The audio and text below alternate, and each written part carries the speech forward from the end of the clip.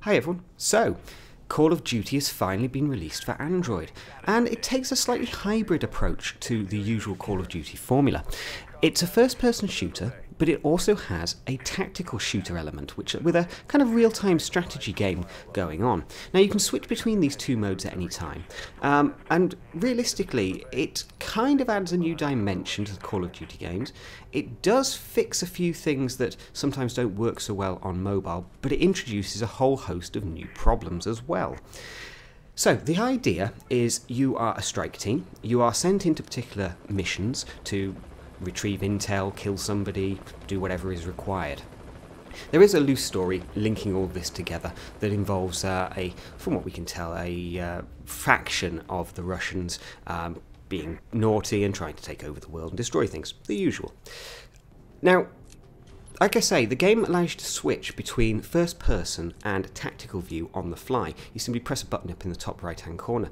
Now, part of the frustration with this game comes from the gyroscopic controls, which are optional, you can turn them on or off, but we always like to play a game based on how it's suggested by the developers we play, and the game makes it clear that this option is available.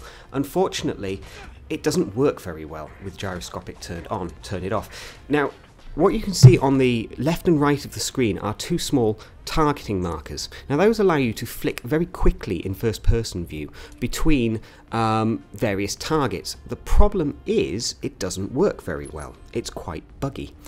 You'll see some footage of that in a moment. But overall, it's an interesting concept for a game. The graphics are okay. They're not brilliant or anything. They're okay. But it almost feels like they should have focused on producing one type of game well, rather than attempting to do quite a few. So there's the targeting system going wrong and attempting to lock onto mobs to a wall, even though there's some guys directly in front of me who are trying to shoot me. The number of times I've died due to bugs and glitches in this game is almost unacceptable, especially when this is a premium title, costing around £4, and then it has in-app purchases. Great. So unfortunately, if you want to be able to buy things like health packs and so on, you're going to have to use the currency. If you haven't got enough currency, you're going to have to buy an in-app purchase to get more in-game currency. Unfortunately, when you've got a game that is this buggy, you die an awful lot.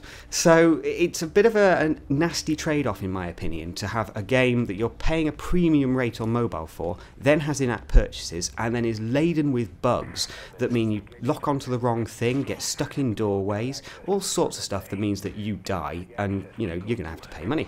Now there's some really cool moments in this game. Like I say, they've done a great job at kind of putting a package together here that feels like Call of Duty. But if only they'd focused on getting a great first-person shooter or a great real-time strategy game or tactical shooter game, then it might have turned out an awful lot better. Unfortunately, it just feels like a bit of a confusing mess at times. First-person shooter stuff works well, apart from the gyroscope, and obviously locking onto things in the wrong way. But then the game becomes too difficult in some places to progress without using the tactical view. And the tactical view is good on its own, but the game becomes too difficult in places where you then have to go into first-person mode. And all of this kind of leads to a game that doesn't feel very well polished or, you know, well executed in any one of the areas it's trying to do quite well at. Overall, there are better tactical shooters and there are better first-person shooters. Can we look at this game because it's, you know, one of the first ones to really do both simultaneously and say, well, you know, it's great at doing that? Well, yes, to a certain extent we can, but the number of bugs are just frustrating, unfortunately.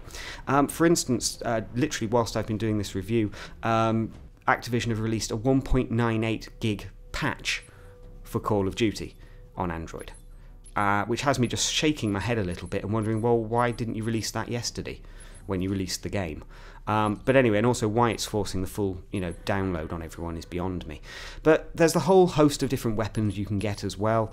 Obviously, you can unlock those using in-game currency. You may have to, if you want the guns quickly, buy some in-game currency.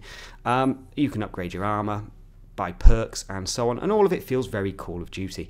But I'm afraid it's not a great game overall, in my opinion.